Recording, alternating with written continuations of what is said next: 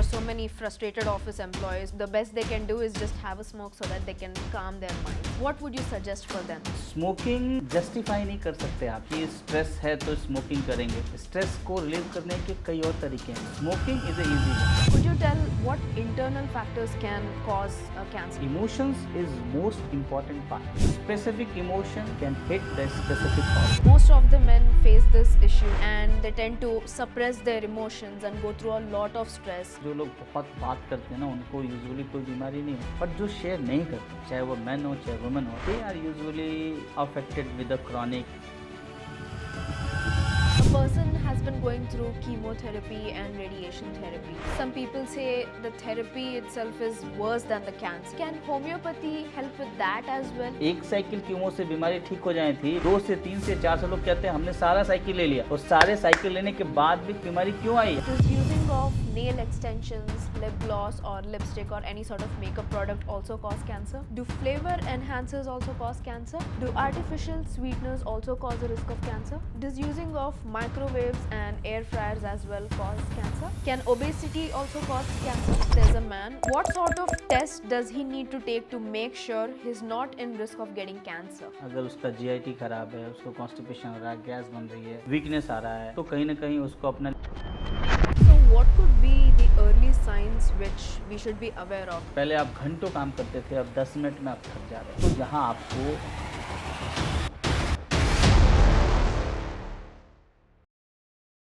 Hi, my name is Mansa. Today we have Dr. Gauri Shankar with us, dedicated to cancer care for over 20 years. Hi, doctor. Hello ji. Nice to have you here. So, I have a couple of questions for you to help create some awareness to generations, usually Gen Z, and people like me who do a lot of night shifts and work extra hours to earn some regular amount of money. So, my first question to you is, which cancer is considered to be the most dangerous sort of cancer? Because it's very common in men. Mouth cancer, rectal cancer, lung cancer, liver cancer, in which mouth cancer is very dangerous. Because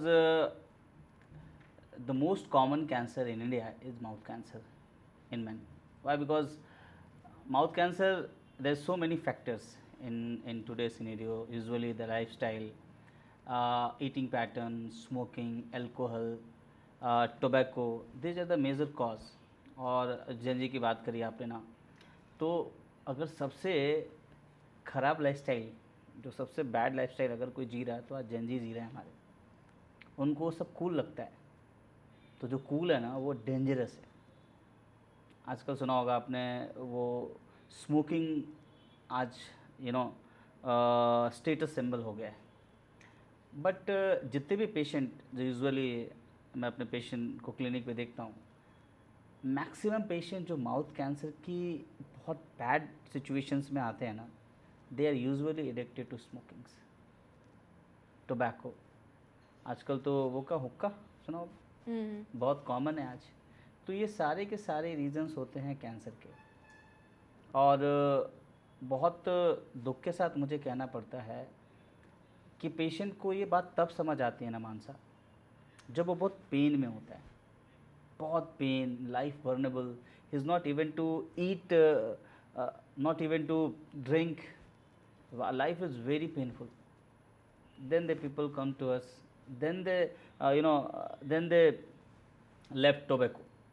अब उसका क्या फ़ायदा, जब आप already आपको cancer हो गया है, तब आप अपना लाइफस्टाइल, अपना स्मोकिंग, अपना टोबैको छोड़ रहे हो, तो क्या मतलब है इसका?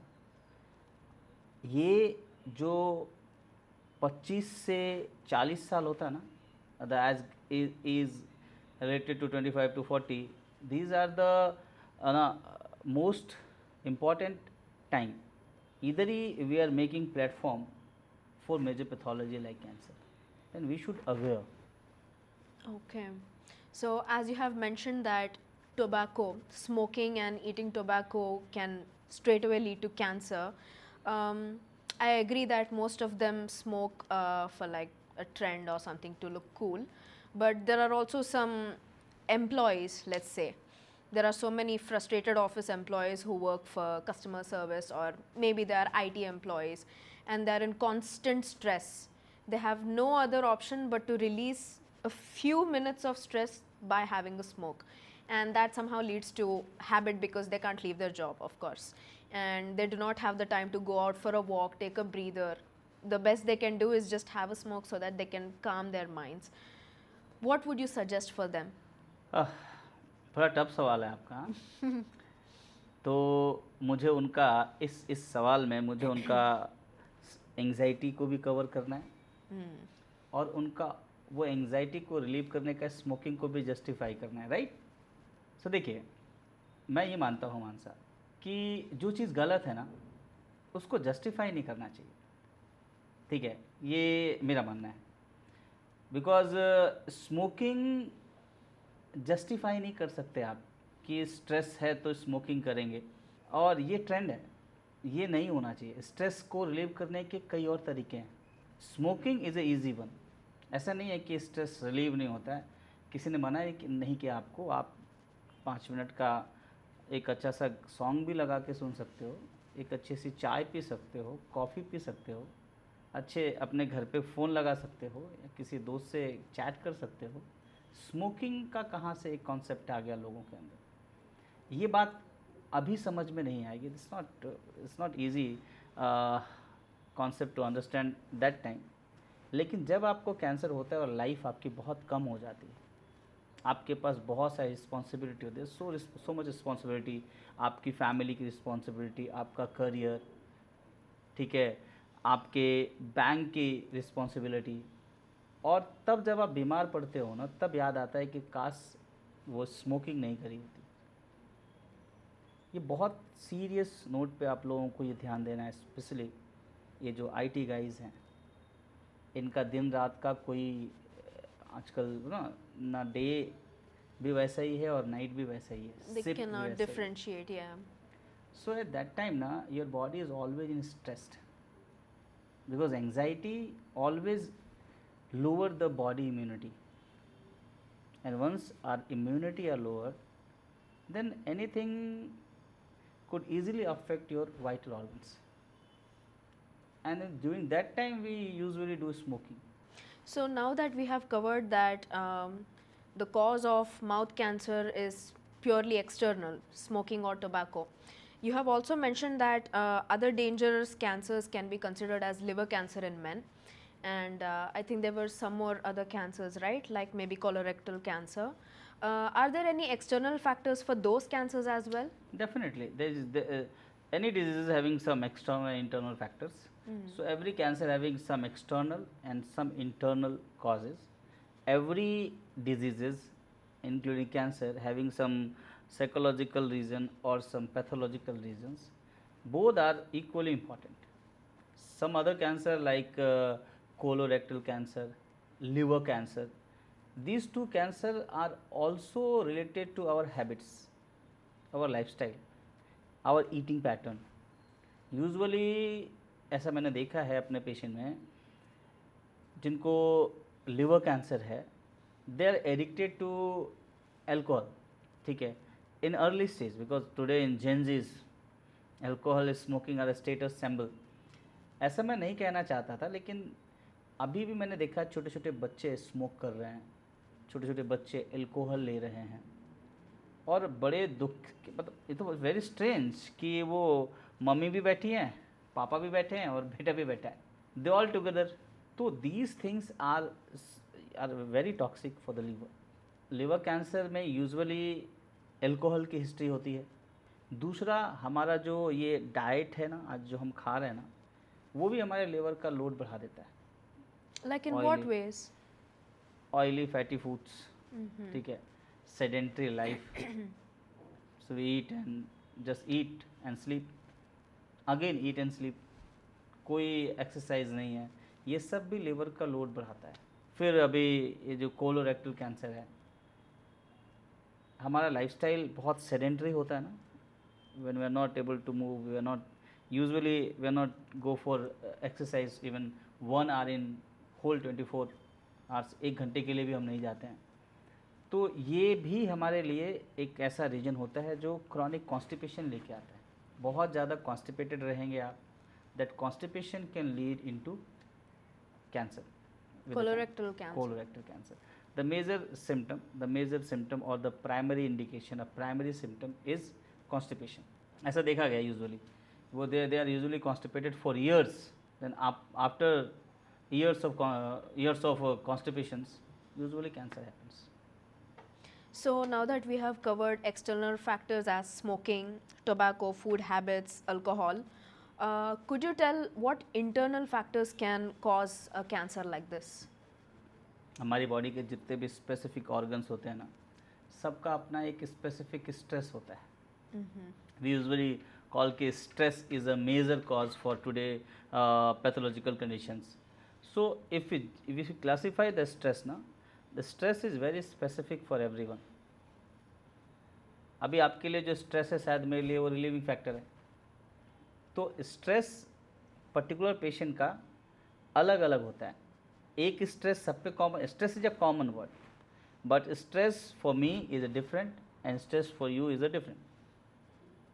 मेरे लिए स्ट्रेस है कि सुबह जल्दी जगना है, किसी के लिए स्ट्रेस है कि रात को जल्दी सोना है। तो स्ट्रेस अलग अलग होता है, और स्ट्रेस जो होता है वो अलग अलग ऑर्गन्स को भी अफेक्ट करता है। देखा होगा लिवर कैंसर इसको कहते हैं। लिवर कैंसर का स्ट्रेस अलग होता है, किसी को रीनल कैंसर होता है, किडनी का कैंसर है, उसका अलग इमोशन है। So our body is easily affected by emotion rather than bacteria or virus.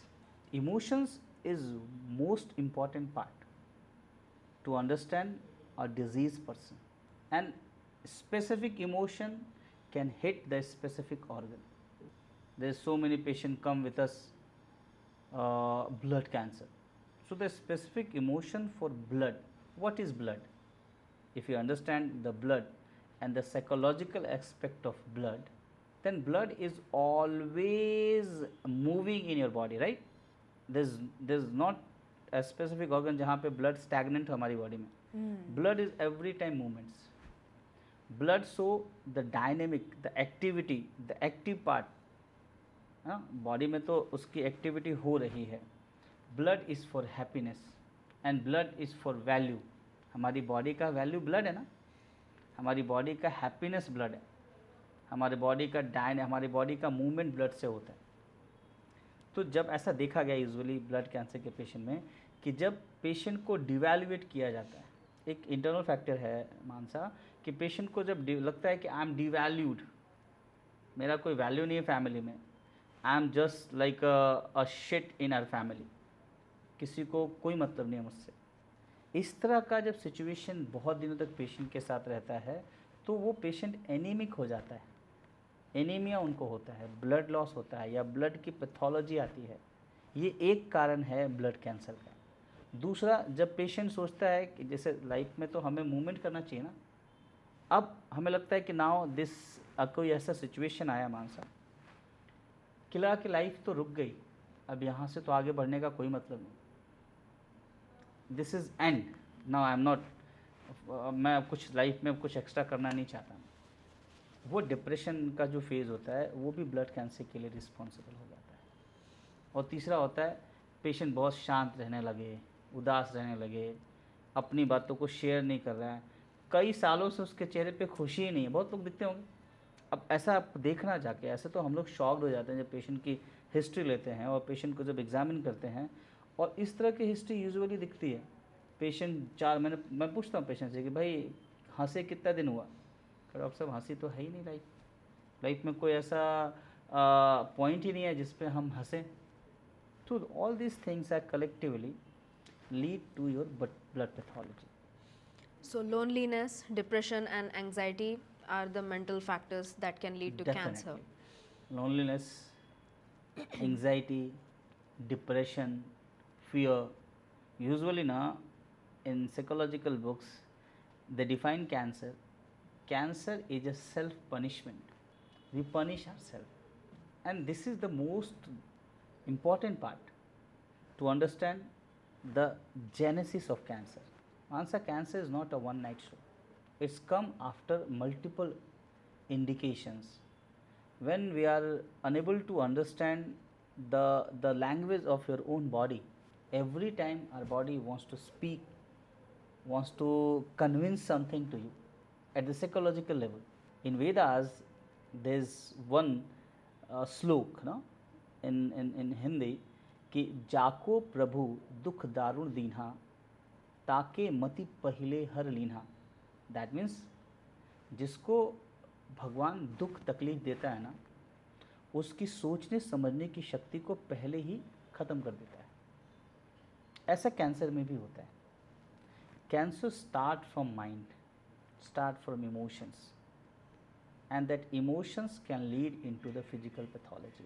It's a route, it's a journey. We should understand. और ये बहुत इंपॉर्टेंट पार्ट है मानसा कि हमें कैंसर के जेनेसिस का जो साइकोलॉजिकल फैक्टर है ना, वो पहले समझ में आना चाहिए. So, what could be the early signs which we should be aware of? You have said that our body usually gives out signs that Definitely. something is definitely going wrong. And as you have mentioned before, you said constipation could lead to colorectal cancer. Definitely. So, what are such other symptoms which our body is trying to tell us, which we seem to assume as common symptoms? Like this could be a very common issue. It's a wonderful question, right? Because we should aware first. So there's two different plane in our body that can easily give a primary information that if you're not stop this right now, it will transform into a major pathology like cancer. So first I try to give some information about physical symptom, physical primary indication, external primary indication for the cancer, and is specific for specific organs, right? Because अगर आपको lungs पे हो रहा है तो उसके कुछ specific symptoms हैं, अगर आपको लिवर पे है तो उसके कुछ स्पेसिफिक सिम्टम्स हैं, अगर आपको रेक्टम पे है तो उसके कुछ स्पेसिफिक सिम्टम हैं, यूट्रस, ओवरी, वजाइनल कैंसर, उसके अपने सिम्टम्स हैं. बट अगर मैं कॉमन सिम्टम की बात करूं तो सबसे पहला कॉमन सिम्टम होता है आप बहुत जल्दी थकने लगते हो, Lethargy. लेथार्जी नेक, और फटीक, लेथार्जी, एग्जॉस्टेशन, वीकनेस. और ये अनकॉमन हो गया. पहले आप घंटों काम करते थे, अब 10 मिनट में आप थक जा रहे हो. तो यहाँ आपको थोड़ा अवेयर होने की ज़रूरत है. दूसरा, अनएक्सप्लेन वेट लॉस. आपका वज़न गिर रहा है लगातार और कोई रीज़न नहीं दिख रहा आपको. Even though you're eating everything. हाँ, everything, eating well, sleeping well, फिर भी आपका वज़न गिर रहा है. तीसरा जो सबसे इम्पॉर्टेंट है, एनी साइन ऑफ ब्लीडिंग, कहीं से भी कोई ब्लड आ रहा है except female in menstrual cycle, अगर कहीं से कोई ब्लीडिंग आ रहा है तो वो बहुत इम्पॉर्टेंट है. तो ये 3 मेजर पार्ट है. एक आपका easy exhaustion, easy fatigue, unexpected weight loss, and there is any sign of bleeding from any organ. And the most important part जिसको हम लोग कहते हैं कि आपकी बॉडी में कहीं पे भी कोई ट्यूमर हो, सिस्ट हो, लंप हो, और वो धीरे धीरे स्लोली इंक्रीज कर रहा हो. So these are the major common symptoms जो कि आपको इमीडिएटली उसके रूट कॉज को जाके समझना है कि आखिर ऐसा क्यों हो रहा है. Okay. Do these symptoms differ between men and women? Definitely, a symptom differ. Specifically, these are common for every man and woman, but on organ wise, there is some difference in men and women. Reproductive Otherwise, organ wise. otherwise symptoms are common for both sexes. Okay. So, can we say that the common symptoms in men are also lethargy, weakness, and unexpected weight loss, And there is a cyst and tumor, any growth in your body. There is a- unexpected unex- bleeding? हाँ. So, what should a man do if he's not taking it seriously? What would you tell them? Let's just say he's being very lethargic. There's a man, and since almost a month or two, he's been experiencing some lethargy, and he thinks he's just being lazy, or his family members are telling him that he's being lazy and he's not being productive and he's sleeping for extra hours. A previously very healthy person who used to work out before, wake up early and everything, is just lying on the bed. He's working, everything is fine, but now it's been 2 months. And what would be the warning sign for that man? देखिए, सबसे पहला warning sign तो यही है answer कि देखो, your lifestyle ना, always you compared your current lifestyle with your previous lifestyle. You should compare, and this comparison is only subjected to you, because I am not experiencing your life, so I am not able to compare your life with my lifestyle. So it's a warning sign for them जिनको लगता है कि यार पहले तो बहुत active थे और वीक हो गए, तो जिस मोमेंट पे उनको ये फील हुआ ना, that moment will be very very crucial and very dangerous also if they ignore that moment. समझ रहे हो ना आप? इट्स बेटर कि अभी आप डॉक्टर के चाकू के नीचे आ गए ना, तो सोचना कि काश मैंने वो सही कर लिया होता. इट्स बेटर कि आप उसको तब समझ जाओ जब आपकी बॉडी ने पहला इंडिकेशन दिया, लेथार्जी. और इसका कोई टाइमिंग नहीं है Mansa. As early as possible you aware is your timing. Okay. और कुछ लोग ऐसे होते हैं जो, चूँकि आपने बोला ना कि लाइफस्टाइल बहुत फास्ट हो गई है, तो they always postpone the seriousness of this, the sign of their body, they always postpone. और वो पोस्टपोन करते करते करते करते करते तब जाते हैं अपना इन्वेस्टिगेशन कराने, जब डॉक्टर ना कनपट्टी पे बंदूक रखता है, अब कराना ही पड़ेगा. तो हम कौन होते हैं आपकी लाइफ के रिस्पॉन्सिबिलिटी के लिए? इट्स योर रिस्पॉन्सिबिलिटी ना. Absolutely. So, what is the worst case scenario if this issue, these signs are not taken seriously by a person? What can it lead to? Death. Simple. Death means what? Seriously, Mansa. Physical death is easy, but your physical body is suffering like anything is worse. मतलब आप रोज़ जो उस बीमारी में मरते हो ना, वो जो पेन, वो जो सफरिंग, मतलब देखा, बॉडी से इतनी बुरी स्मेल आती है कि घर वाले भी पास नहीं खड़े होते हैं आपके. वो मौत से भी बदतर है. बेटर है कि वो सिनेरियो. मुझे एक केस याद है, मेरे पास एक पेशेंट आया, ही सफरिंग फ्रॉम माउथ कैंसर. बहुत बुरी कंडीशन थी. घर वाले तक मास्क लगा के आए थे, और आज से 6 महीने पहले की बात है. मेरी भी हिम्मत नहीं हुई, इतना स्मेल था इधर पूरे, कि मैं भी उस पेशेंट को बस 2 मिनट से ज़्यादा एग्जामिन नहीं कर पाया. Even with a mask on. Even with a mask. Luckily वो पेशेंट ठीक हो गया, अभी उसके 2 घाव भर गए हैं, लेकिन अभी भी उतनी ही बदबू है. घर वाले सही से घाव साफ़ नहीं करते, वो खुद आके कहते हैं डॉक्टर साहब बस मर जाएं. ऐसी लाइफ का क्या? और ये आपको तब समझ आएगा.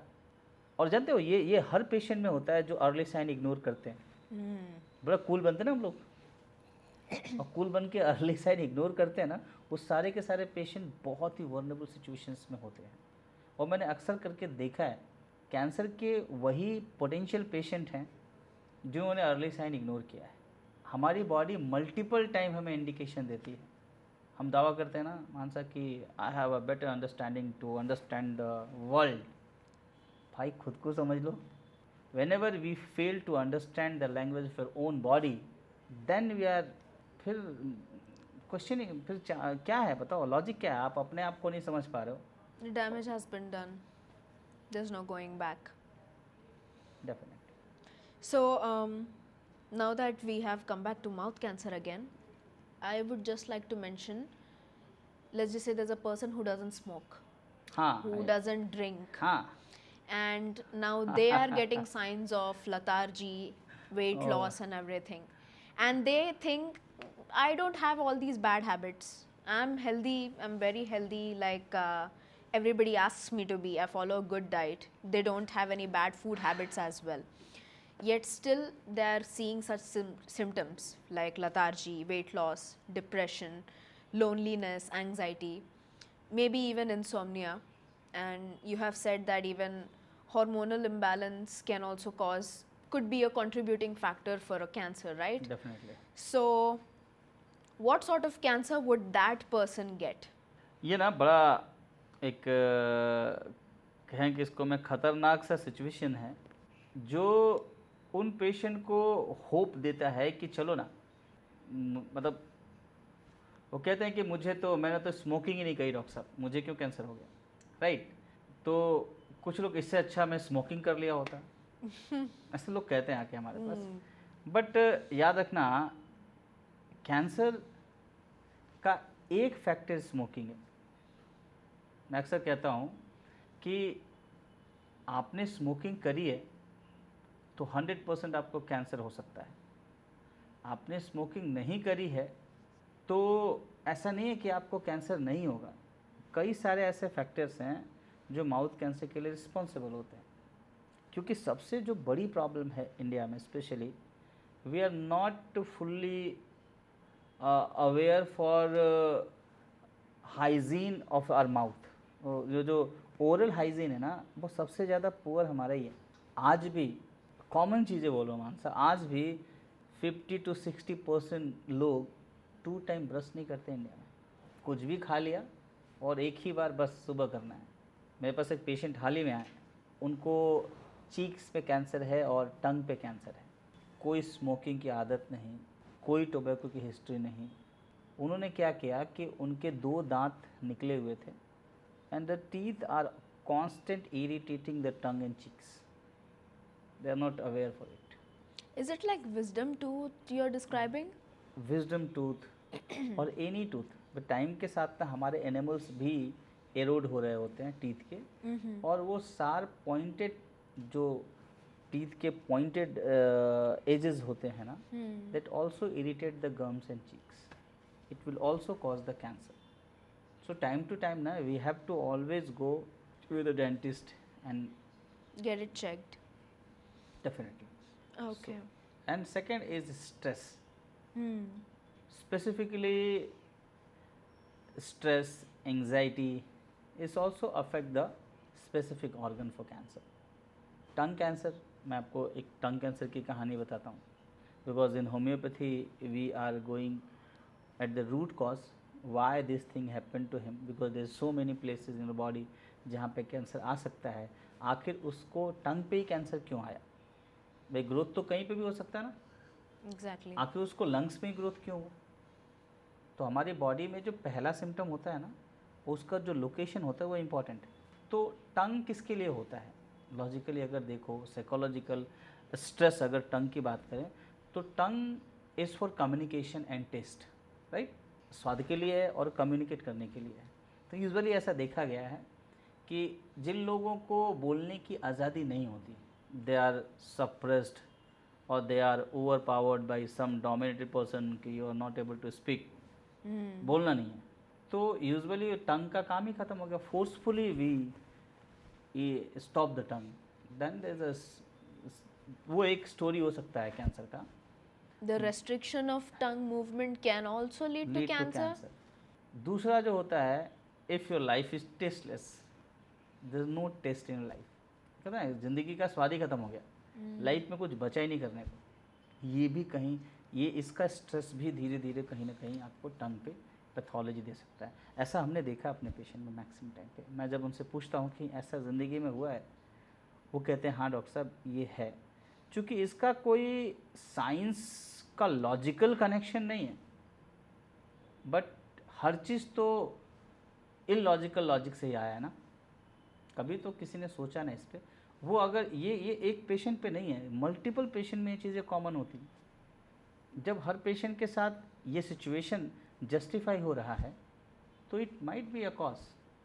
और ऐसा हम देखते हैं होम्योपैथी में, ऐसा रूट कॉज पे हम लोग निकालते हैं, फाइंड आउट करते हैं, ऐसा होता है। वो एक फैक्टर है स्मोकिंग, टोबैको, एल्कोहल। बट भाई हम स्मोकिंग, एल्कोहल और टोबैको क्यों लेते हैं? स्ट्रेस रिलीव करने के लिए। तो वो स्ट्रेस ही क्यों आया? अगर वो स्ट्रेस नहीं आएगा तो क्या स्मोकिंग की ज़रूरत पड़ेगी, No. क्या अल्कोहल की ज़रूरत पड़ेगी?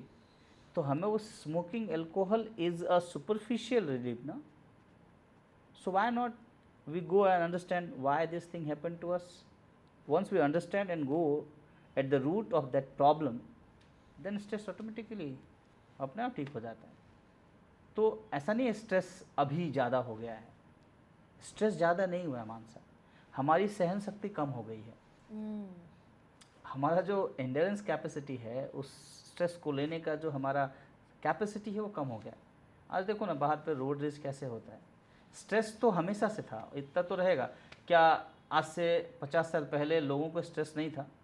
उनको भी अपनी रोटी के लिए स्ट्रगल करना पड़ता था, उनको भी शादी करनी थी ना, उनको भी एजुकेशन में आना था ना, उनको भी तो स्ट्रेस था. लेकिन उनकी सहन शक्ति ज़्यादा थी, उनको था कि यही एक रास्ता है, इससे ही जाएंगे तो हमें वो चीज़ मिलेगी.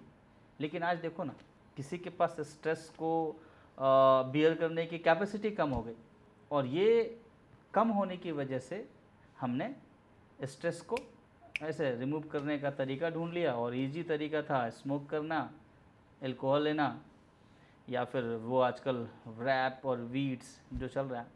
तो हमें रूट कॉज पे जाना है मानसा. Okay. What would you advise the people who have no other choice but to work for night shifts, sit for too many hours and work? And let me tell you how night shifts are even going on these days. You get like 1 hour of break out of the whole 9 hours of shift. So you have to sit for 8 constant hours, 15 minutes break, 15 minutes break, and then 30 minutes just for your lunch. So in those bare 30 minutes, you can't even chew and swallow your food. Either you constantly have to talk to someone, or you constantly have to type. It could be a typing job. What would you advise to such people who have no other choice but to have that survival job just so that they could earn and manage their expenses? They have to sit. Now that you have mentioned that the lack of movement of your tongue could also lead to mouth cancer, what sort of cancer could that employee get? What are their chances? बड़ा emotional सा सवाल है आपका. Survival टिका हुआ है लोगों का इस पे. So let me clear one thing. I am going to explain the two aspect of your questions. The first thing, the people who are working day and night, that means we are working only at night, right?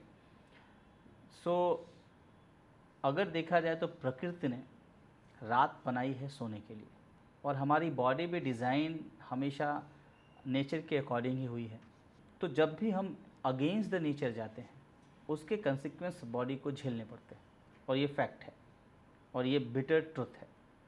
We should understand this. जहाँ तक रही बात survival की या इस तरह के job को करने की मजबूरी की, तो मैं ये नहीं कहता हूँ कि आप नौकरी मत करो, बट जब तक आपको कोई और अच्छा रास्ता ना मिले तब तक वो करना है. लालची बन के नहीं करना है. मैंने देखा है लोगों को मज़ा आता है क्योंकि बहुत सारा पैसा है, बहुत सारा रिकग्निशन है, तो हम नाइट शिफ्ट करके सुबह आराम से अपनी ज़िंदगी जिएंगे. लेकिन वो पैसा किसके लिए है? For themselves. तो क्या वो एक अच्छी बॉडी के बिना खर्च कर पाएंगे? No. या किस कॉस्ट पे वो उस पैसे को कमा रहे हैं? There is so many job, there is so many work जिसको आप कर सकते हो और हेल्दी भी रह सकते हो. तो उस काम को करते करते आपको एक नया रास्ता भी ढूंढना है कि भाई लंबे समय तक तो हम नहीं कर सकते ना इसको.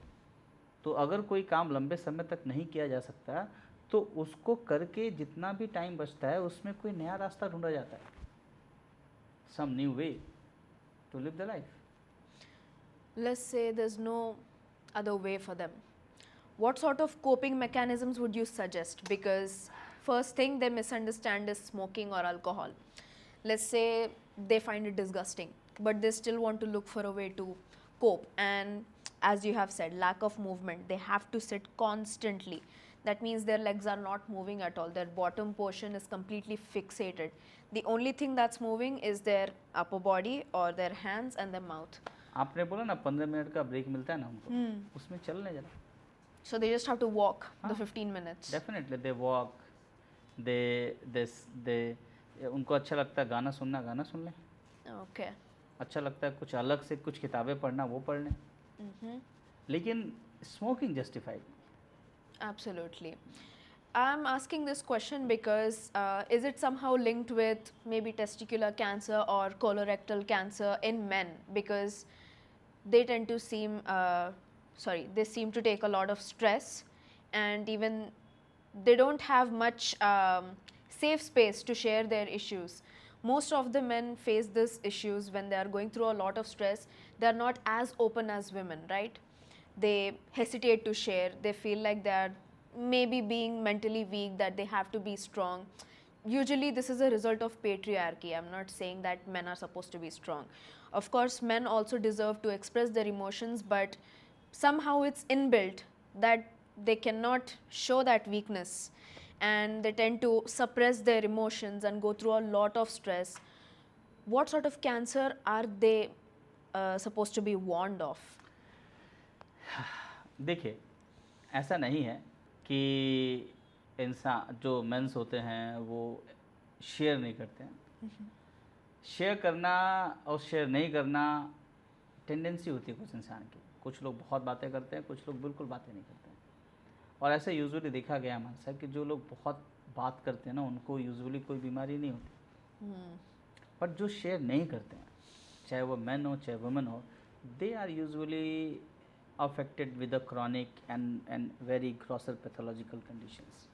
So you should express your emotion at all. Anyhow, you should express your emotions. आपको अपनी बातें कहनी है। जब तक आप नहीं कहोगे, आपको सोल्यूशन कब मिलेगा? भाई अगर आपके घर में गंदगी है इधर, और हम किसी को बोल नहीं रहे हैं कि यहाँ पे गंदगी है, और हम स्प्रे कर रहे हैं स्प्रे, तो जब तक स्प्रे का असर रहेगा तब तक ही तो वहाँ पे स्मेल नहीं आएगी। अगर आपको उस जगह को साफ़ करना है तो उस गंदगी को बाहर हटाना पड़ेगा। जब तक वो हटेगा नहीं ना, तब तक वो स्मेल आती रहेगी, चाहे कितना भी स्प्रे कर लो आप। यही चीज़ हमारे इमोशंस के साथ होता है। हमें अपने नेगेटिव इमोशंस को हमेशा शेयर करना होता है। मजबूरी है, क्या कहें, किससे कहें, कोई सुनता नहीं है, ऐसा नहीं है। आप कह नहीं रहो, बस आप अपनी एंग्जाइटी से, अपने फियर से, अपनी इनसिक्योरिटी से बाहर ही नहीं आ रहे। शादी हो गई है तो पत्नी तो सुनेगी ना, माँ बाप तो होंगे ना आपके, क्या वो आपकी बातें नहीं सुनेंगे? कोई दोस्त तो होगा ना, कोई भाई तो होगा ना। There could be loneliness, as you have mentioned before, with a patient. Let's say पत्नी के साथ the relation is not going well. Maybe there's some sort of misunderstanding because families are not always supportive. There are some cases where patients have to go through a lot of stress, even through their families, even through their work life. That can also lead to depression and peak loneliness, right? So what is a person supposed to do in such scenarios? Do they have to seek therapy? Definitely. देखिए, अगर मेरे relationship पत्नी के साथ अच्छे नहीं हैं तो बेटर है कि बैठ के साफ साफ बात कर लिया जाए। क्योंकि अगर आपने आज उसको सही नहीं किया तो कल आप बीमार हो जाओगे। तो फिजिकल सफरिंग से बेहतर है कि इसको सॉर्ट आउट कर लिया जाए। मम्मी से नहीं अच्छे हैं, कोई तो दोस्त होगा। ऐसा तो है नहीं कि किसी से अच्छे नहीं है। अगर किसी से अच्छी है तो आपको अपने दिमाग का इलाज करना चाहिए। फिर वी आर नॉट, बिकॉज कहा जाता है we are a social human. तो ऐसा नहीं होता है मानसा। कहीं ना कहीं कोई ना कोई ऐसा बंदा होता है जिससे हम अपनी बात कह सकते हैं। Even a stranger. Even a stranger. और केवल हमारे एंग्जाइटी, हमारी इनसिक्योरिटी, हमारा imaginary hurt, so we hurt in imagination, you know, we imagine that if this happen what would be the future, that insecurity, that imaginary fear, that imagination will one day affect your real health. तो ऐसा कुछ होता नहीं है, हमेशा आपके पास scope होता है। और ये जो हम बात कर रहे हैं ना, मैक्सिमम कैंसर पेशेंट ना इस सिचुएशन से गुजर के अपनी बॉडी को ख़राब करते हैं। वो पीक टाइम होता है मानसा अपनी फीलिंग को एक्सप्रेस करने का। और आज ऐसा नहीं है, लोग आज इसको ऐसा मतलब मैं पागल थोड़ा हूँ, मैं किसी डॉक्टर से क्यों मिलूँगा, ये कोई बीमारी थोड़ा ना है। बट असल बीमारी वही है। These are the real disease, and that thinking pattern, that emotion can make the platform of that major pathological conditions like cancers. Okay. Now that we have covered what sort of early signs we need to be aware of and what can be done to avoid future cases of cancer and mental status of a person, their lifestyle, we can. I'd like to ask you a few questions about a person who has cancer now. Let's say a person has colorectal cancer, and he has ignored all the early signs, and now he realized that he's got cancer. What would be their symptoms So the first symptom is constipation always. Constipation is the first symptom and last symptom. of colorectal cancer? Constipation is the first to last. First symptom, the colorectal cancer appear with the constipation and the end with the constipation. So there's any change in their bowel habit, ठीक है, उसको इसका ख्याल रखना है. दूसरा है there's pain during the defecation, any bleeding, right, any discharges. These are the early sign for rectal cancer: constipation, bleeding, pain, right. So अगर ऐसा है तो ये अर्ली साइन है और ये साइन कैंसर के साथ भी है. तो अगर ऐसा है तो you should go and examine first, because cancer के केस में ना मानसा टाइमिंग का बहुत बड़ा रोल है. टाइमिंग, सही समय पे कैंसर का पता लगना बहुत ज़रूरी है उसके इलाज के लिए. तो अगर वो प्राइमरी स्टेज हुआ तो उसको हम सर्जरी से या मेडिकेशन से ठीक कर सकते हैं. Okay. So along with surgery and medication, can homeopathy help as well with such cancer treatments? देखिए, surgery is not a medicinal part. Absolutely. Surgery is a different story. But when the medicine comes, then homeopathy is one of the best medicinal part for any type of cancer patient. If there's a role of surgery, surgery cannot be replaced by any medicine, either homeopathy or allopathy. Surgery is a different procedure. But अगर medicine की बात आती है तो हम homeopathic दवाई से किसी भी स्टेज के कैंसर के पेशेंट को सपोर्ट दे सकते हैं. Okay. और रेक्टम कैंसर और जितने भी गैस्ट्रिक इश्यूज होते हैं उसके लिए तो होम्योपैथिक दवाई is the one of the best medicine in the world. So वो स्टेजेस होते हैं, उस स्टेजेस के अकॉर्डिंग होम्योपैथी में हम मेडिसिन का सिलेक्शन करते हैं और उसको बहुत ही आसानी से from first stage, second stage, third stage, even last stage तक के पेशेंट को बहुत अच्छे से मैनेज किया जा सकता है होम्योपैथिक दवाइयों से. और ऐसा होता भी. That sounds wonderful. So, a person has been going through chemotherapy and radiation therapy. That some people say the therapy itself is worse than the cancer because of the draining, life draining side effects. Can homeopathy help with that as well? Can it maybe control the side effects of these treatments? Homeopathy is इसको कहते हैं ना कि it's a blessing for those patient who already going for chemo and radiations. There is a multiple, usually हमारे पास वही patient आते हैं जो कीमोथेरेपी, रेडिएशन और सर्जरी के आफ्टर इफेक्ट से परेशान होते हैं. होम्योपैथी दोनों तरफ से हेल्प करता है.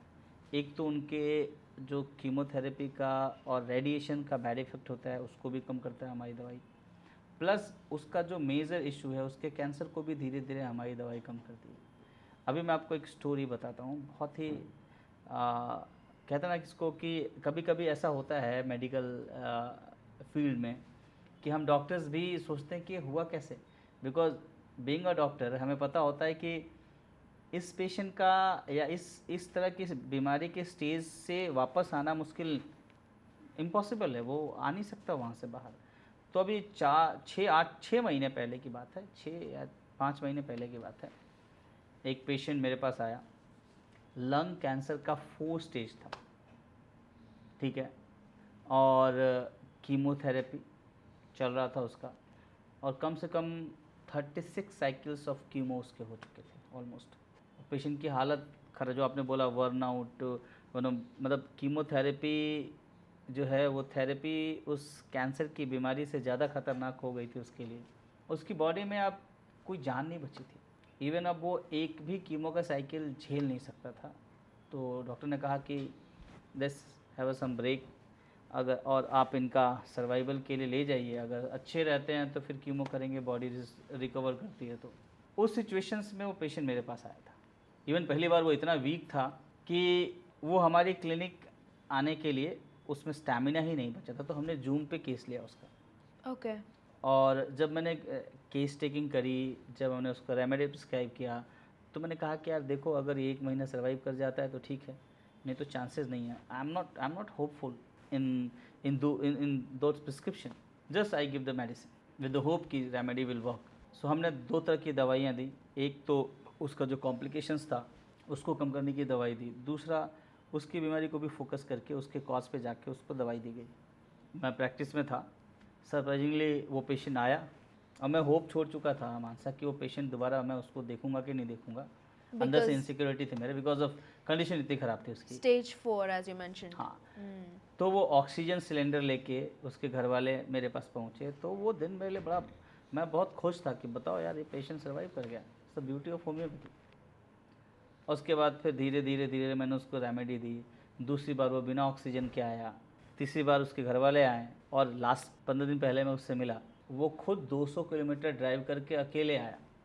तो ये पॉसिबल हुआ क्योंकि लोगों को रास्ता ही नहीं पता है कि भाई कीमोथेरेपी, सर्जरी, रेडिएशंस के बैड इफेक्ट के बाद भी एक साइंस है, because we are addressing the root cause along with the complication of the cancer. We are, in every patient we are going to find why this cancer happened to you and what are the reason behind it. Because मानसा, अगर हमारी body में कोई growth हो रहा है तो उस growth के लिए एसेंशियल जो बिल्डिंग मटेरियल है वो तो हमारी ही बॉडी प्रोवाइड कर रहा है। हमारा ही लंग्स ऑक्सीजन दे रहा है, हमारा ही हार्ट ब्लड दे रहा है, हमारा ही ब्रेन मैसेज दे रहा है उसको। तो अगर हम ये जान लें अपने पेशेंट में कि क्यों हमारा हार्ट नेसेसाइज हो गया to give a blood for the abnormal growth, so उस कारण को अगर हम समझ लें तो, और उस कारण को समझ के अगर उसको हम ठीक करते हैं तो हार्ट ब्लड देना बंद कर देगा तो क्या ग्रोथ होगा, लंग ऑक्सीजन देना बंद कर देगा तो क्या ग्रोथ होगा, ब्रेन मैसेज ही नहीं देगा उसको उधर ब्लड नहीं देने का, तो अपने आप वो ग्रोथ खत्म हो जाएगा ना। क्योंकि जो भी ग्रोथ है वो हमारी बॉडी ने क्रिएट करी है, तो हमारी बॉडी में कैपेसिटी भी है उसको कम करने की। बस ऐसे क्या करते हैं हम, सर्जरी करके हटा देते हैं। आपने सर्जरी करके उस ग्रोथ को हटाया है, वो सप्लाई तो नहीं ना हटाया आपने, तो वापस से वो ग्रो करता है, फिर हटाते हैं, फिर ग्रो करता है, फिर हटाते हैं, और फिर वो कॉम्प्लिकेशंस बढ़ते चले जाते हैं। लोग कभी ये समझते नहीं कि एक बार हटाने के बाद दोबारा क्यों आया। अगर वही रिमूवल से, वो सरफेस से हटा देना ही बीमारी का क्योर था तो दोबारा बीमारी क्यों आई। एक साइकिल कीमो से बीमारी ठीक हो जाए थी, 2 से 3 से 4 से लोग कहते हैं हमने सारा साइकिल ले लिया, और सारे साइकिल लेने के बाद भी भाई बीमारी क्यों आई। अगर वो क्योर था तो वो क्योर नहीं है, वो पैलिएशन है, वो सरफेस का ट्रीटमेंट है। ये बात समझने में इतना टाइम लग जाता है लोगों को कि हमारे पास एकदम डेथ बेड पे आते हैं। और वैसे केस में भी अगर होम्योपैथी से उनको फ़ायदा मिल रहा है तो सोचो मानसा जी, अगर वो पेशेंट तब आए जब उनमें बहुत कुछ करने को हो, तो क्या कभी ऐसे कंडीशन में जाएंगे? But they are not aware, because उनके लिए बस एक ही रास्ता है, क्योंकि उनको ये रास्ता दिखाया नहीं गया है, ऐसा उनको पता ही नहीं है। तो पहले उनको समझना है कि ठीक है, कॉम्प्लिकेशंस है, और 90-80% पेशेंट हमारे पास होम्योपैथी में कीमो रेडिएशन के साथ आते हैं, और धीरे धीरे उनका कीमो रेडिएशन छूटता है और वो रिकवर होते हैं। चलो उसके साथ भी अगर पेशेंट रिकवर हुआ तो अच्छी बात है ना। मतलब मेरे पास तो ऐसे केसेस आते हैं कि 1 महीना भी जी गया तो वो अचीवमेंट है हमारे लिए, और वो 6 महीने, 8 महीने, 1 साल, 2 साल से सर्वाइव कर रहे हैं उस कैंसर के साथ। तो ये पॉसिबल है। आपको समझना पड़ेगा कि आखिर इस तरह की परेशानियां आती क्यों हैं। आपको रूट कॉज पे जाना ही पड़ेगा, आपको लाइफस्टाइल चेंज करना ही पड़ेगा, आपको अपने हैबिट बदलने पड़ेंगे, मोड ऑफ लाइफ बदलना पड़ेगा, आपको डाइट बदलना पड़ेगा, हर चीज़ में बदलाव करना पड़ेगा। क्योंकि कैंसर कभी किसी बैक्टीरिया वायरस से नहीं होता, 1-2 कैंसर को छोड़ दिया जाए तो हम ही कैंसर के लिए ना खुद ही बैक्टीरिया होते हैं और खुद ही वायरस होते हैं अपनी बॉडी के लिए। मैक्सिमम टाइम पे हमारी आदतें हमें बीमार करती हैं, ये बात हम समझते नहीं हैं। और होम्योपैथी एक ऐसी मेडिकल साइंस है जिसमें हम आपकी आदतों को भी समझते हैं, आपके विल, आपकी मोरल्स, आपका इंटेलेक्ट, इवन आपका सोशल डोमेस्टिक रिलेशनशिप को भी जाके झांकते हैं। इसमें ऐसा क्या है जो स्ट्रेस दे रहा है आपको, उधर जाके इलाज करते हैं। ये ब्यूटी है होम्योपैथी की। It's so nice to know that the patient you were treating, who was terminal, by the way, you said Definitely. he was in the 4th stage, knowing that taking homeopathy treatment has shown some tremendous amount of change in his lifestyle, and you said that he traveled by himself, the person Definitely. who was depending on an oxygen cylinder managed to drive 200 kilometers by himself. That's actually extremely shocking, and it sounds miraculous actually. Actually जितना shock आपको लग रहा है ना, उससे double shock मुझे लगा कि भाई साहब ये कैसे हो गया। और पेशेंट इतना खुश है, इतना खुश है, इतना खुश है। एक और स्टोरी बताता हूँ मैं आपको।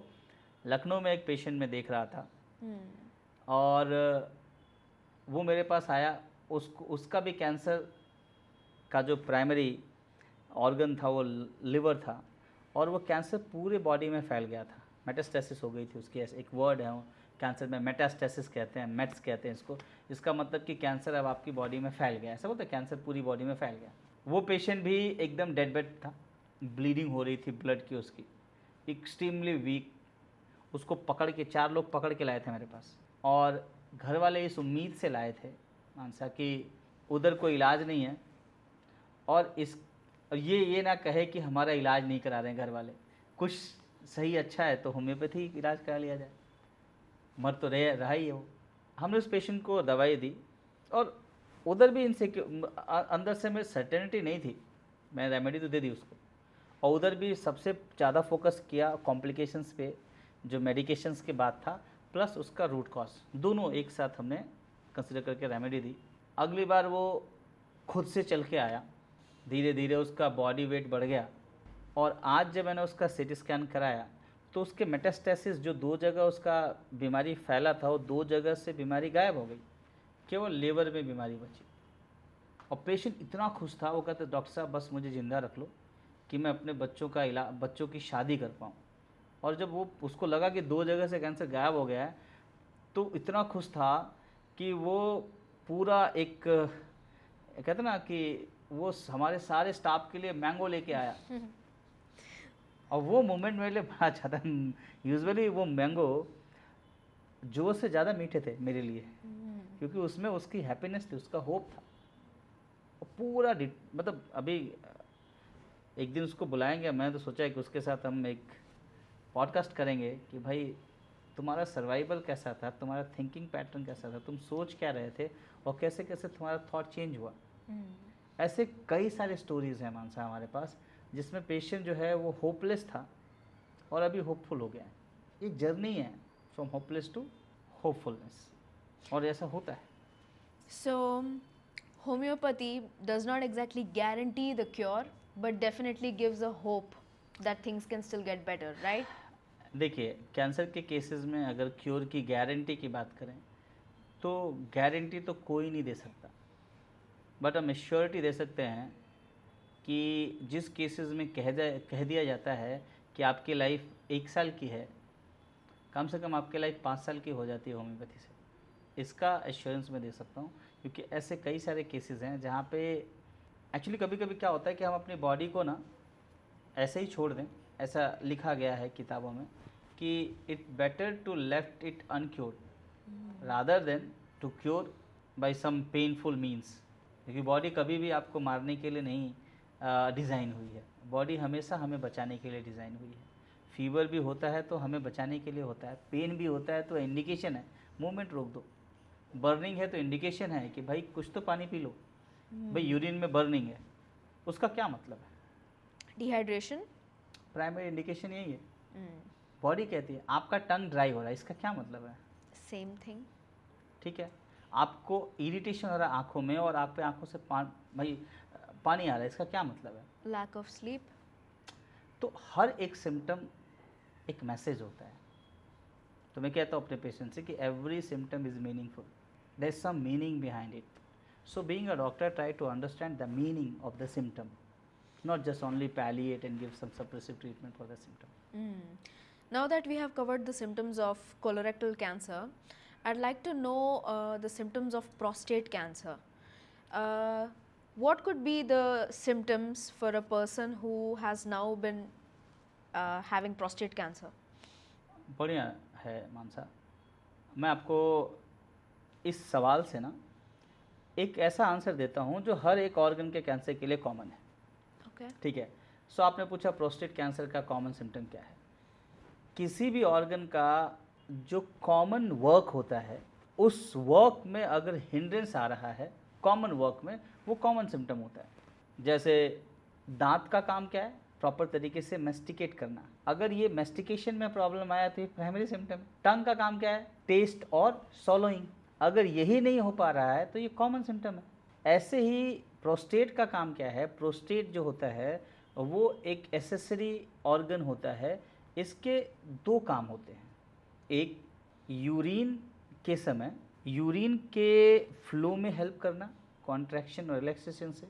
दूसरा काम क्या होता है प्रोस्टेट का, क्योंकि यूरिन एसिडिक नेचर का होता है, यूरिन एसिडिक होता है, और मेल में यूरिन का जो रास्ता होता है वही स्पर्म का भी रास्ता होता है। And sperm is so sensitive and delicated. Sperm के लिए मीडियम न्यूट्रल चाहिए होता है, नहीं तो अगर एसिडिक नेचर रहेगा उस रूट का तो स्पर्म डैमेज हो जाता है, जिससे कि इनफर्टिलिटी हो सकता है मेल को। तो प्रोस्टेट का मेजर वर्क होता है उस प्रोसेस को जो है वो बेसिक बनाना, और क्वेश्चन में एज अ लुब्रिकेंट हेल्प करता है, जिससे कि वो चीज़ें हो रही होती हैं। अब अगर प्रोस्टेट इरिटेट हो रहा है, उदर इन्फेक्शन है, तो प्रोस्टेट का साइज बढ़ता है। जब प्रोस्टेट का साइज बढ़ता है तो वो जो यूरेथ्रा होता है, जो ओपनिंग होती है, उस ओपनिंग, जैसे मान लो ये ओपनिंग है, यहाँ पे प्रोस्टेट है हमारा, अगर ये साइज बढ़ेगा तो ये ओपनिंग को कम कर देगा, और जब ओपनिंग कम होगी तो यूरिन का फ्लो उतना अच्छा नहीं रहेगा, It restricts it. हाँ। तो प्राइमरी सिम्टम होता है कि रिस्ट्रिक्शन यूरिन का हो जाएगा, वो फ्लो अच्छा नहीं रहेगा, या यूरिन बहुत ज़्यादा रुक रुक के होगा, जिसको हम इनकॉन्टिनेंस ऑफ यूरिन या रिटेंशन ऑफ यूरिन बोलते हैं। बैक प्रॉपर तरीके से खाली नहीं होगा तो एक प्रेशर आएगा वॉल पे, और बार बार यूरिन की टेंडेंसी होगी, और प्रॉपर तरीके से यूरिन निकलेगा तो बैक प्रेशर जाएगा किडनी पे, ब्लैडर भर जाएगा हमारा, तो पूरा का पूरा जो यूटीआई यूरिन ट्रैक इन्फेक्शन हो जाएगा। प्रोस्टेट जब इन्फेक्शन और बढ़ता है तो वहाँ पे ब्लीडिंग हो सकता है वहाँ से, ठीक है। तो ये प्राइमरी इंडिकेशन है। अब प्रोस्टेट का साइज जब बहुत बढ़ जाता है तो पीछे रेक्टल वॉल को भी पुश करता है, तो कॉन्स्टिपेशन भी एक सिम्टम हो सकता है इसका। तो जितने भी ऑर्गन है ना, उसका जो कॉमन फंक्शन है वो पहले अफेक्ट होता है। भाई अगर आपको स्टमक कैंसर है तो पहले आपको, स्टमक का काम क्या है, खाने को सही से पचाना, तो आपको गैस बनेगी, बर्निंग सेंसेशन होगा, ब्लीडिंग हो सकता है माउथ से। ऐसे ही हर ऑर्गन, किडनी के साथ तो उसका रीनल फंक्शन खराब हो जाएगा सबसे पहले। अगर ओवरी में कैंसर है तो हार्मोनल सिस्टम इम्बैलेंस हो जाएगा, अगर यूट्रस में कैंसर है तो ब्लीडिंग हो जाएगी। तो ऐसा नहीं है, जो ऑर्गन है जहाँ पे जिसका काम है वो उस ऑर्गन का प्राइमरी काम अफेक्ट होता है, physiology affect first, and that will first, और वो बार बार अगर हो रहा है। देखो कैंसर के लिए सबसे इंपॉर्टेंट पार्ट क्या है, अगर किसी भी ऑर्गन पे कॉमन काम, जैसे पेट का काम है खाना पचाना, अगर यहाँ पे कांस्टेंट इरिटेशन हो रहा है, 1 दिन 2 दिन 3 दिन 4 दिन 5 दिन लगातार constant irritation can lead to cancer. Constipation constant है, ये इरिटेशन है ना, यूरिन इरिटेट हो रहा है बार बार, तो constant irritation can lead to cancer. And what is irritation, irritation means कि इफ़ यू आर अवेयर, जैसे यूरिन के लिए जाते हैं, या आपने खाना खाया, तो खाना खाने से लेके पचने तक, पचने से लेके डिफिकेशन तक आपको पता चला नहीं। अगर यही नोटिस में आने लगे, खाते ही दर्द हो, फिर स्टूल के जाओ तो दर्द हो, गैस बनी रहे, तो ये सब प्राइमरी, और ये लगातार होता जा रहा है, और बहुत आसान है ये सबके लिए। मैं कह रहा हूँ जितने लोग, यही प्राइमरी सिम्टम है।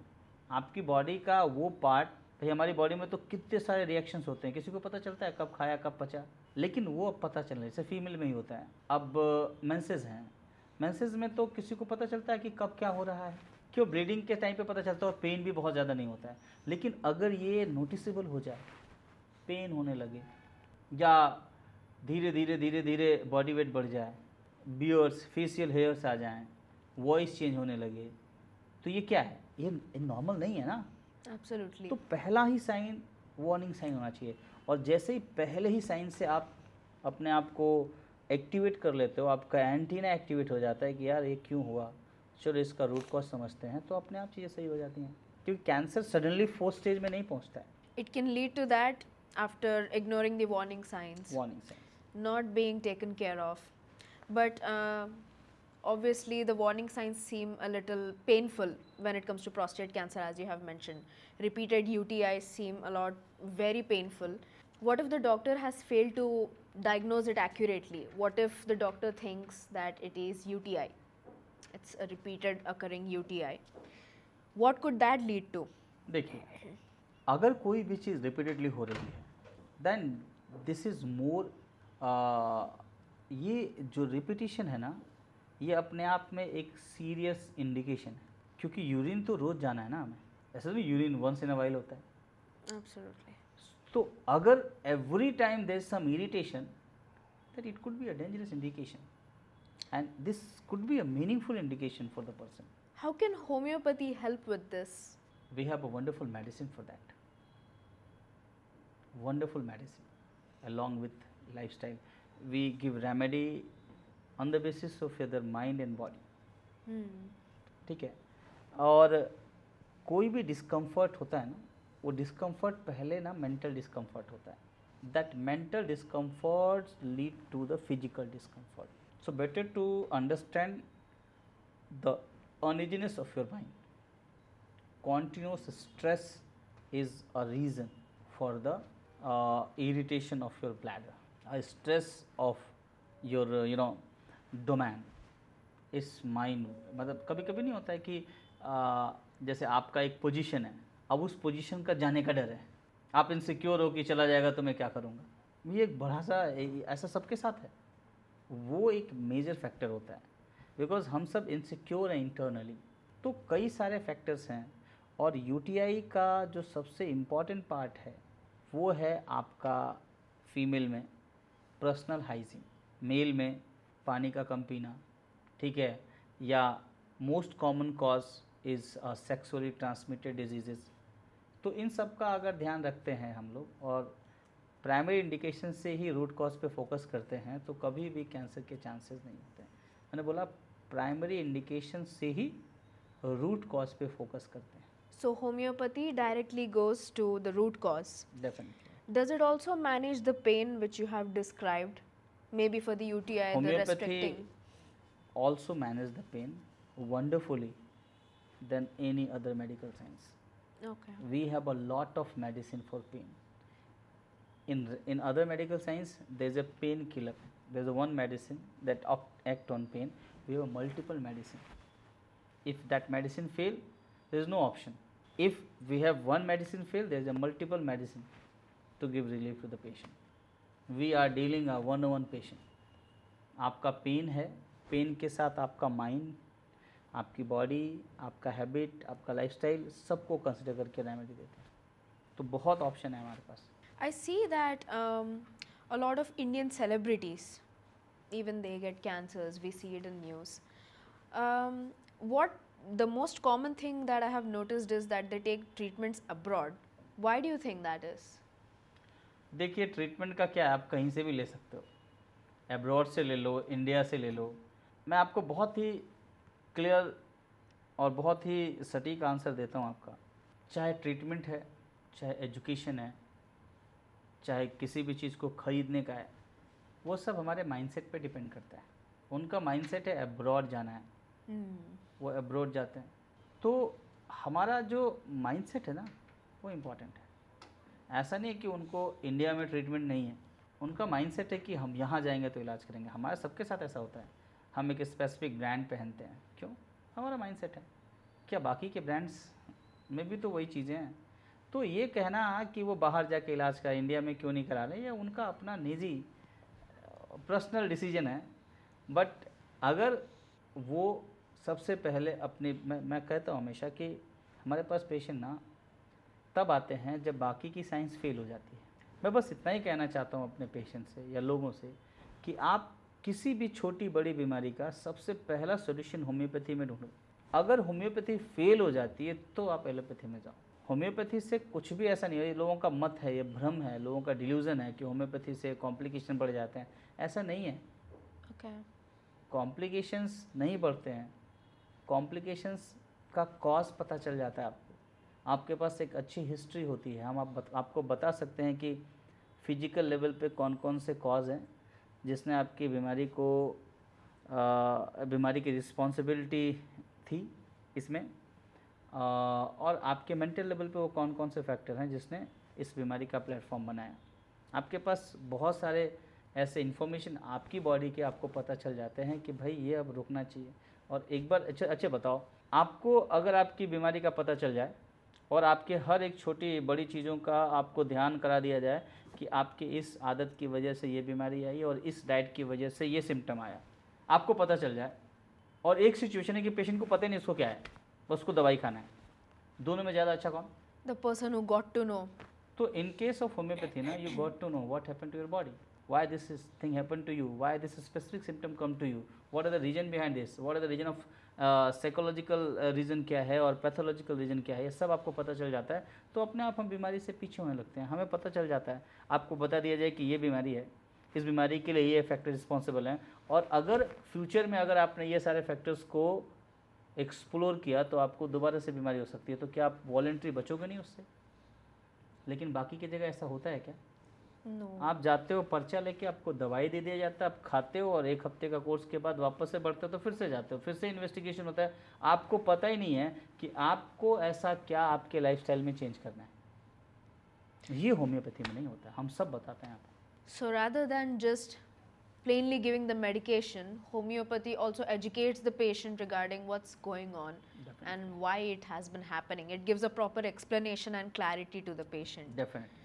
So, as we were talking about Indian celebrities seeking the treatment abroad, what do you think, what sort of changes needs to be introduced to the Indian healthcare system for cancer treatments?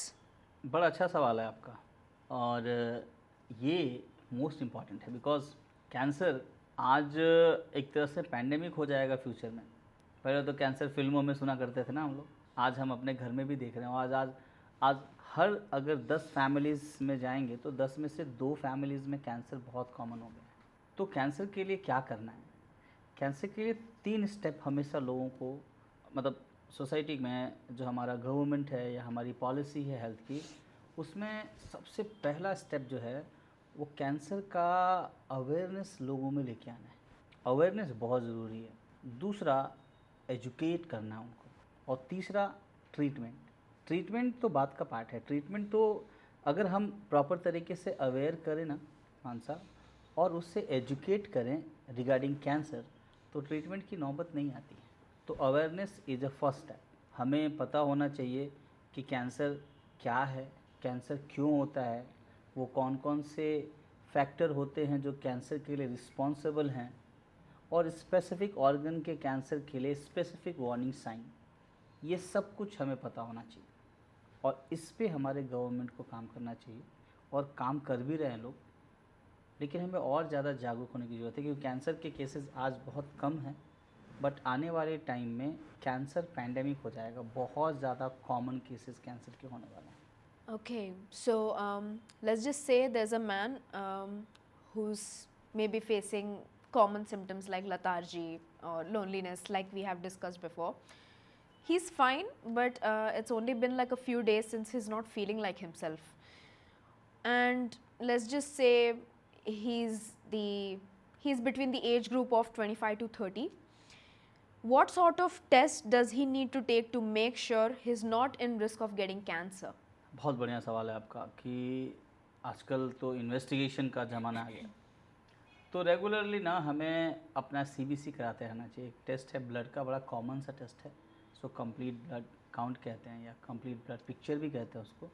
वो ज़रूरी है। उससे पता चलेगा कि आपकी body में आपके ऑर्गन्स की क्या कंडीशंस हैं, और स्पेसिफिक ऑर्गन्स टेस्ट भी होते हैं। अगर उसका GIT ख़राब है, उसको कॉन्स्टिपेशन हो रहा है, गैस बन रही है, वीकनेस आ रहा है, तो कहीं ना कहीं उसको अपना लिवर फंक्शन टेस्ट, कुछ कॉमन टेस्ट हैं ब्लड के, CBC, LFT, kidney profile, lipid, ये सब बहुत रेगुलरली हर 4-4, 5-5, 6-6 महीने पे ये टेस्ट कराते रहना चाहिए।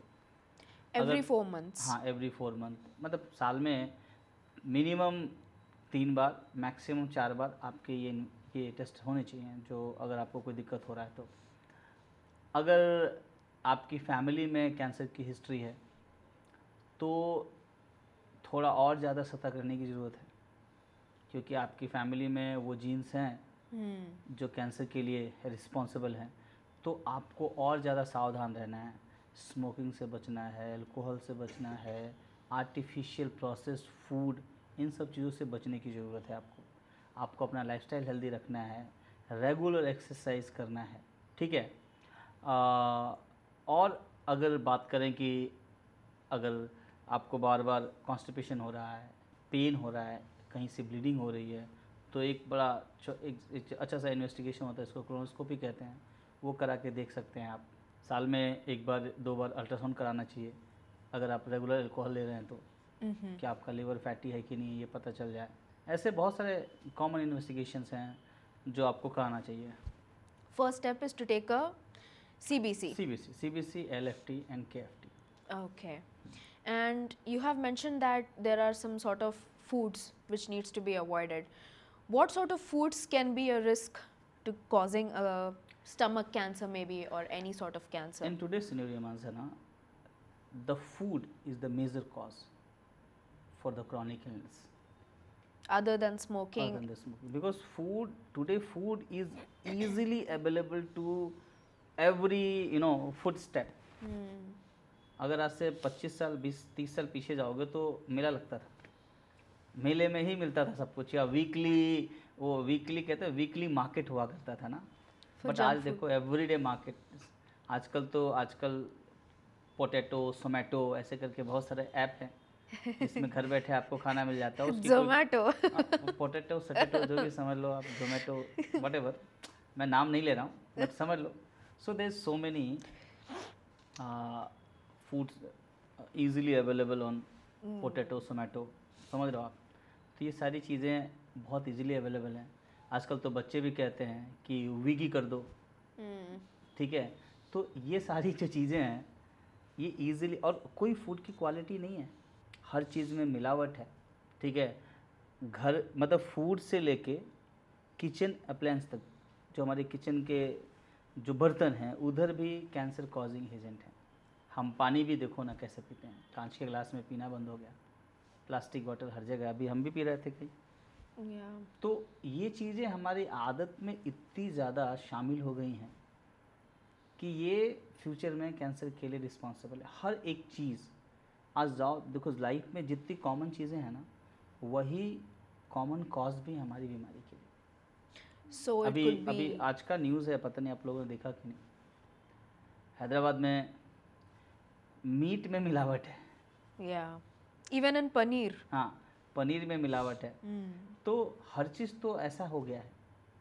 यही रीज़न है। सबसे पहला रीज़न क्या है?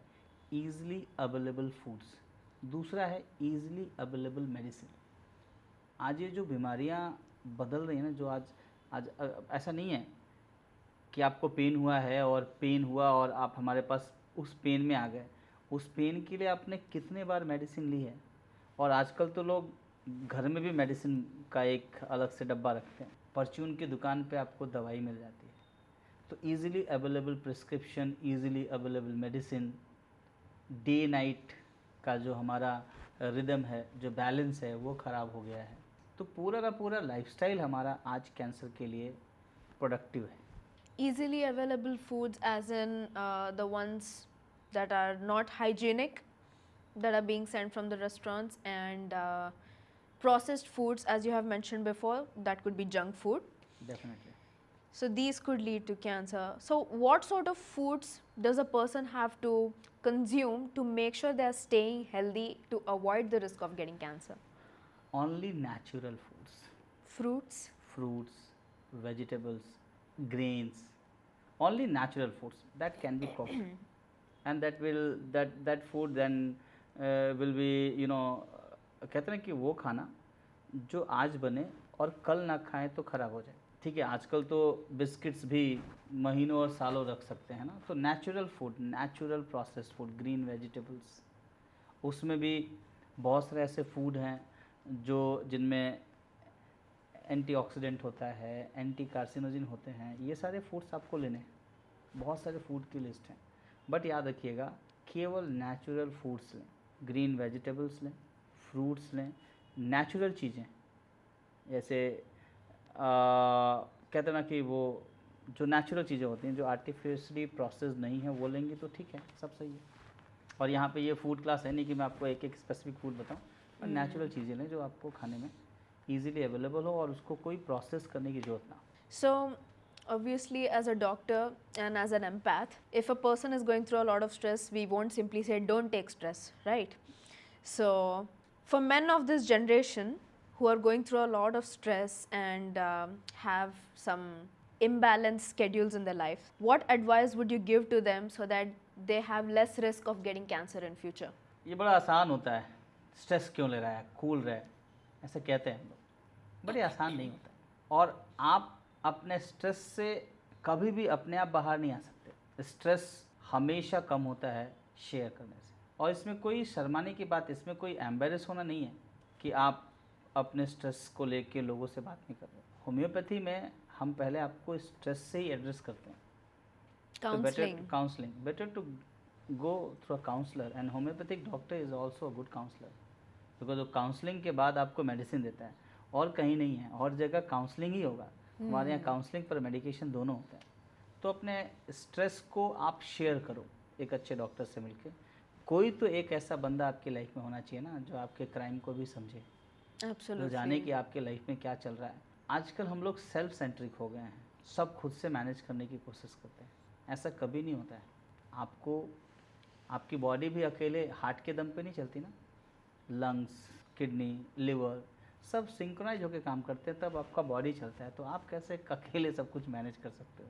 You should shear stress with someone, या जिसको आप अच्छा लगता है उससे शेयर करके अपनी बातें बताओ। So, support system is a must. Definitely. And I have one last question.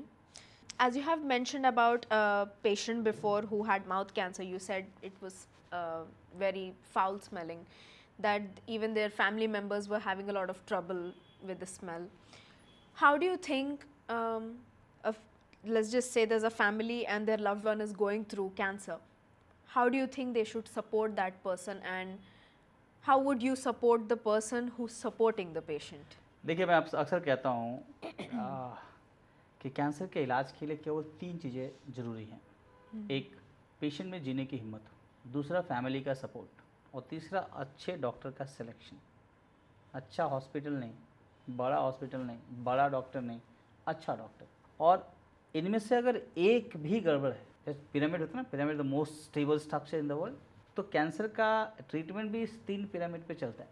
Patient अगर जीना ही नहीं चाहता है, तो कितना भी फैमिली का सपोर्ट हो, कितना भी अच्छा डॉक्टर हो, आप उसको बचा नहीं सकते। इसमें से एक भी चीज़ स्ट्रॉन्ग, एक भी चीज़ मिस नहीं होना चाहिए। हम होम्योपैथी से पेशेंट को मेडिसिन के साथ साथ उसकी साइकोलॉजी को समझ के पेशेंट को सपोर्ट देते हैं। प्लस कभी भी हमारी बीमारी हमारे फैमिली के बिहेवियर की वजह से होता है। ऐसा नहीं है कि हम बीमार हुए हैं तो केवल हमारी रिस्पॉन्सिबिलिटी है ठीक होने की। हम बीमार हुए हैं तो हमारे आसपास जितने लोग थे उनमें से सबका हमारी बीमारी में कंट्रीब्यूशन है। और जब हम ठीक होंगे ना मानसा, तो उस हर एक फैमिली मेम्बर की उतनी ही रिस्पॉन्सिबिलिटी थी, उतना ही कंट्रीब्यूशन था जितना बीमारी में कंट्रीब्यूशन था। तो उसके अपोजिट उसको काम करना होता है। तो family involvement is the most important part. तो हम पेशेंट को दवाई देते हैं, प्लस पेशेंट के फैमिली को एक पर्टिकुलर पैटर्न में बिहेव करने के लिए भी एजुकेट करते हैं पेशेंट को, कि आपका पेशेंट है, इसको ये परेशानी है, तो आप इस तरह से पेशेंट से बिहेव करेंगे तो उसके ट्रीटमेंट में आपको आसानी मिलेगी। तो एक तरह से देखा जाए तो चारों तरफ से हम उनकी हेल्प करते हैं, पेशेंट की भी हेल्प करते हैं, उनके अटेंडेंट की भी हेल्प करते हैं कि आपको स्पेसिफिक पैटर्न में उनसे बिहेव करना है। उनके इन्वायरमेंट को भी ऑब्स्टिकल फ्री रखते हैं हम, कि भाई इनके इन्वायरमेंट ये चीज़ें नहीं होनी चाहिए क्योंकि ये चीज़ उसके लिए ऑब्स्टिकल है। तो एक तरह से कंप्लीट ट्रीटमेंट होता है हमारे यहाँ से। पेशेंट को भी सपोर्ट करते हैं, उसके अटेंडेंट को सपोर्ट करते हैं, और हम अपना बिहेवियर भी वैसा रखते हैं जैसा कि पेशेंट को चाहिए होता है। That sounds very helpful actually. Definitely. Because it's not just the patient that needs counseling, it's even the family who's dealing with the family patient. को ज़्यादा काउंसल करने की ज़रूरत होती है। अभी एक पेशेंट मेरे पास आई, उसने कहा डॉक्टर साहब मैं मर जाऊं तो अच्छा है, क्योंकि मेरे बेटे का बहुत पैसा खर्चा हो रहा है, इसका कोई इलाज नहीं है, इतने सारे पैसे हैं, उसको अपने बच्चे की फ़ीस देनी है, अपनी बेटी की शादी करनी है, सारा पैसा मेरे इलाज में ख़त्म हो जाता है, इसलिए मैं मर जाऊँ तो ज़्यादा अच्छा है, मुझे दवाई ववाई मत दो। ऐसा लोग बोलते हैं। अब इस सिचुएशन को क्योंकि फैमिली ना ओपन डिस्कस करता है ट्रीटमेंट के दौरान, अरे यार पैसे नहीं हैं, एक काम करो चाचा से ले लो, फिर कीमो के ले जाते हैं। अब पेशेंट वहीं बैठा हुआ है, उसको पता है घर का कंडीशन क्या है, उसके सामने हम ट्रीटमेंट डिस्कस कर रहे हैं। तो ये सारी छोटी छोटी परेशानियाँ होती हैं, छोटे छोटे माइन्यूट पॉइंट्स होते हैं जिसको हम बहुत स्मार्टली पेशेंट के साथ कहते हैं कि देखो ये डिस्कस नहीं करना है इसके साथ। आप अगर उसको खुश रखना भाई पेशेंट ही खुश है, फिर पेशेंट कहते हैं यार बेटर टू डेथ, बिकॉज इसका तो कोई इलाज ही नहीं है। तो ये सारी साइकोलॉजी जो होती है ना वो ज़्यादा इंपॉर्टेंट है मेडिकेशन से। मेडिकेशन कितना भी अच्छा हो, अगर पेशेंट की साइकोलॉजी अच्छी नहीं है, पेशेंट को हम बचा नहीं पाते हैं। तो ये सब कुछ समझ के पेशेंट को काउंसिल करते हैं। Because the patient ends up feeling like a burden to their family. Definitely. Does using of aluminium foil or aluminium utensils cause higher risk of cancer? Definitely, because these metal having a strong carcinogenic agent, और अगर बहुत दिनों तक अगर exposure हुआ इससे तो it might lead to constipation, and अगर ऐसा बहुत दिनों तक चलता है तो कैंसर का भी एक कारण बन सकता है। Does using of nail extensions, lip gloss or lipstick or any sort of makeup product also cause cancer? Because quality checkup करना पड़ेगा आपको इसका। अगर उसका क्वालिटी बहुत ख़राब है, बिकॉज आपको ध्यान रखना है कि इसमें जितने भी केमिकल्स यूज़ करते हैं ना, उन सारे केमिकल्स में टेंडेंसी होती है कैंसर क्रिएट करने की। तो क्वालिटी चेक करें, अच्छा प्रोडक्ट यूज़ करें, अच्छा दिखना नहीं चाहिए, उसकी क्वालिटी भी अच्छी होनी चाहिए। Do flavor enhancers also cause cancer? Exactly आजकल बहुत चला है जनजी हमारे, वो हुक्का में फ्लेवर्स ढूंढते हैं ना, वो सारे फ्लेवर्स में ना लंग कैंसर को क्रिएट करने की कैपेसिटी होती है, और ये बहुत इंपॉर्टेंट है। क्या फ्लेवर्स, नेचुरल चीज़ें जो हैं उससे अच्छा फ्लेवर किसी का होता नहीं है। और आजकल तो फ्रूटी पीते हैं ना, ऐसे कहते हैं फ्रूटी में मैंगो का फ्लेवर होता है, मैंगो नहीं होता उसमें। ऐसे तमाम चीज़ें होती हैं जो आगे जाके फ्यूचर में अगर कॉन्टीन्यूस एक्सपोजर हो उसका, तो आपको कैंसर होने की संभावना ज़्यादा है। Do artificial sweeteners also cause a risk of cancer? Artificial sugar is a major cause of cancer. Why? Because artificial sugar give आप देखो ना, जितना हम चीनी खाएंगे ना उतना ज़्यादा बॉडी वेट बढ़ता है, और एक तरह से वो हमारी बॉडी के लिए ना एक प्रेशर होता है।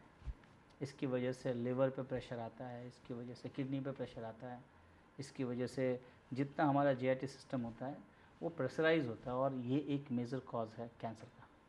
Does using of microwaves and air fryers as well cause cancer?